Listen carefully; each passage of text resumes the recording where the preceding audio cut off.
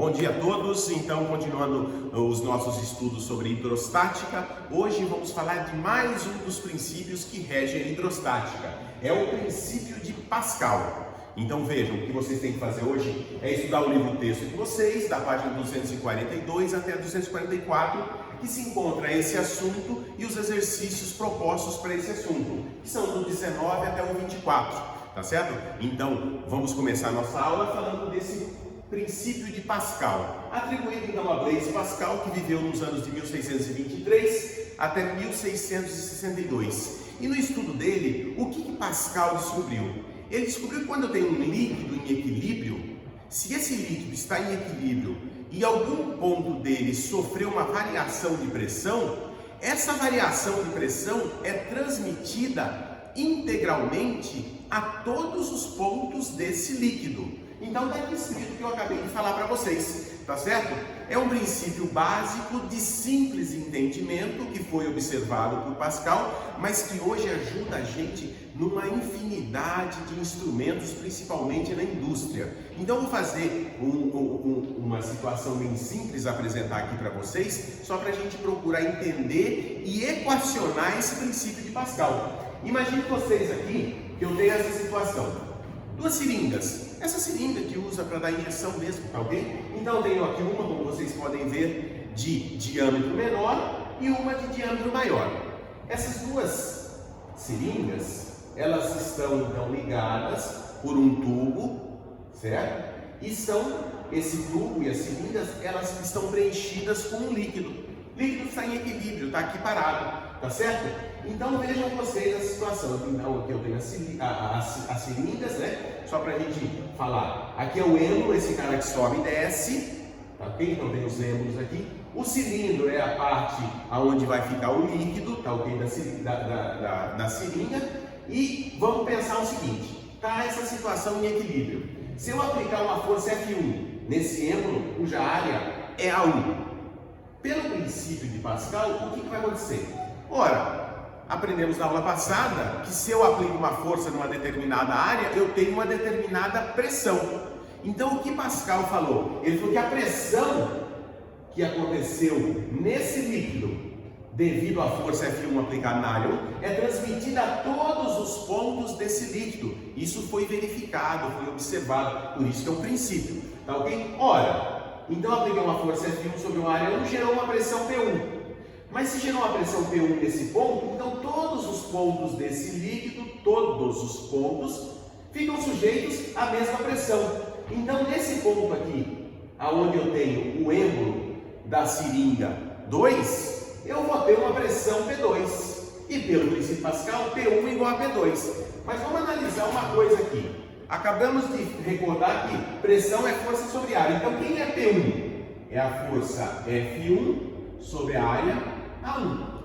Igual, quem é P2? A força F2 sobre a área A2, tá certo? Então essa conclusão aqui, tá ok? Que veio do princípio de Pascal, diz que a força aplicada em um líquido divididos pela área dela é igual à força em qualquer um dos pontos divididos pela área dele. O que significa nesse sistema especificamente?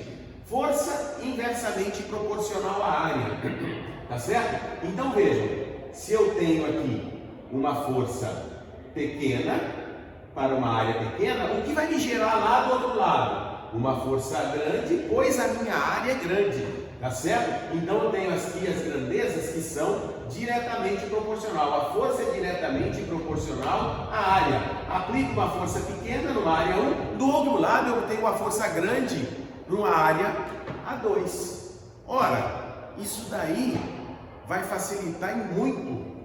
Veja, vamos pensar aqui em números, tá certo? Se eu tenho uma força de 5 newtons aqui aplicada numa área de 1, então essa razão dá 5. Por outro lado, se eu tenho uma área aqui de 10, então qual vai ser a força aqui? 10 vezes 5, 50. Ou então eu aplico uma força de 5 aqui, eu obtenho uma força de 50 do outro lado? Sim, se as áreas forem de 1 para 10 a relação. Então isso ajuda muito, isso resolve muitas coisas. Como por exemplo, presa hidráulica, freio hidráulico, elevador hidráulico, tudo isso é regido pelo princípio de Pascal. Aí fala, poxa, professor, então todos os problemas do mundo estão resolvidos. Mas será que é tão simples assim? Vamos pensar numa outra coisa aqui. Só lembrando vocês que o que acontece aqui, o que faz esse êmbolo subir? Já que eu estou aplicando aqui, esse desce, esse sobe. O que faz ele subir? O volume do líquido que saiu dessa seringa e entrou nessa. E só lembrando, quem é volume mesmo? A área da base vezes a altura. Então vamos continuar nessa relação aqui, ó. F1 sobre A1 é igual a F2 sobre A2. Se eu quero falar então de desnível que vai ocorrer aqui, implica que F1 sobre, quem é a área A1? Seria igual ao volume divididos pela altura. Então seria volume 1 divididos por H1 igual a F2, que é igual a volume 2 divididos por H2. Tá certo? Vamos então, uma razão entre duas frações é o primeiro vezes o inverso do segundo. Então ficaria F1 que multiplica V1 sobre H1, desculpe, é o contrário, né? F1 vezes o inverso do segundo, H1 sobre V1 é igual a F2, o inverso do segundo, H2 sobre V2. Mas olha uma sacada aqui, veja, imagine a situação. Qual é a relação entre o volume que sai dessa seringa e o volume que entra nessa seringa? Ora, o volume tem que ser igual, o volume não vai se perder pelo caminho. Então todo o volume que sai dessa seringa entra nessa. Logo, V1 igual a V2. Se V1 igual a V2, eu posso cortar esses dois caras aqui, ó. Então eu obtenho uma outra relação, que F1 vezes H1 é igual a F2 vezes H2. É uma outra relação. Como tudo na natureza, né? Não existe nada de graça. Eu ganho em força quando eu tenho uma área grande. Ótimo. Por outro lado, mesmo tanto que eu ganho em força, eu perco em altura. Tá certo? Então, se eu tenho uma vantagem mecânica de 10 aqui, opa, ganhei 10. Por outro lado, esse cilindro vai ter que ter um deslocamento 10 vezes maior. É aquilo que a gente falou, o trabalho acaba sendo o mesmo, só muda as alturas. Tá certo? Bom, para exemplificar, como eu disse para vocês, né, o exercício resolvido da página 244, o exercício 19. Tá certo? O que ele mostra? Mostra exatamente aqui um elevador hidráulico, aquele que a gente vê lá no posto, que você chega lá com o carro, coloca o seu carro lá, aperta um botãozinho e o carro sobe, tá? De uma maneira muito fácil. Esse é o esquema aqui, tá ok? No êmbolo menor, eu vou ter uma massa menor, uma força menor, que vai gerar uma força maior no êmbolo maior. Então aqui seria a força aplicada e aqui seria para levantar o meu carro, se fosse falar do elevador hidráulico. E nesse exercício ele me dá a massa que é colocada no êmbolo A, de 5 kg, a massa do êmbolo B, 2 kg, a área do A, aqui, 0,5 metros quadrados, e ele pergunta, olha, esse sistema está em equilíbrio, está parado. Se ele está parado, qual é a área de B? Acabamos de aprender, ok? Que F1 sobre A1 é igual a F2 sobre A2. Acabamos de ver isso. Isso aqui, o princípio de Pascal me deu essa situação. Mas vamos falar então de FA sobre área A. E aqui do outro lado, FB.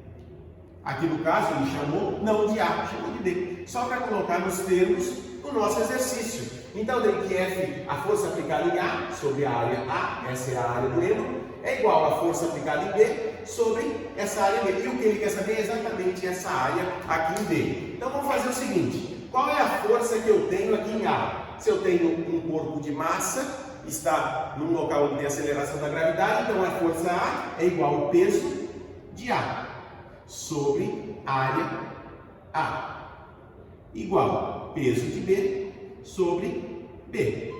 Bom, peso de A é a massa de A, 5, vezes a gravidade, sobre qual é a área? 0,5 igual. Peso de B, massa de B, 2 vezes a gravidade, sobre B, que eu quero saber. Veja, eu preciso nem substituir gravidade, vai se cancelar de qualquer forma. Cancela esse cara com esse cara, tá ok? Multiplicando isso aqui em x, eu tenho o quê? 5b é igual a 2 vezes 0,5. Então, B é igual a 2 vezes 0,5, 1 sobre 5. Logo, B, 1/5 é igual a 0,2 metros quadrados. Então, vejam, para esse sistema estar em equilíbrio, vejam, ele consegue uma massa de 2 kg, consegue equilibrar uma massa de 5, desde que a área aqui, certo, seja de 0,2 metros quadrados, enquanto a área de lá é de 0,5 metros quadrados. Vejam, princípio simples, básico, e que, como eu já disse, é importante a gente entender isso. Ele rege um monte de equipamentos que nós usamos no dia a dia. Aquelas prensas que a gente vê nos filmes americanos que prensam carros, o freio hidráulico do seu carro, alguém antes surgiu o freio elétrico, direção hidráulica de carro, tudo isso é baseado no princípio de funcionamento, no princípio de Pascal. Tá certo? Espero que tenha entendido. Qualquer dúvida, a gente está lá no chat à disposição para tirar dúvidas ou a qualquer momento no fórum, tá certo?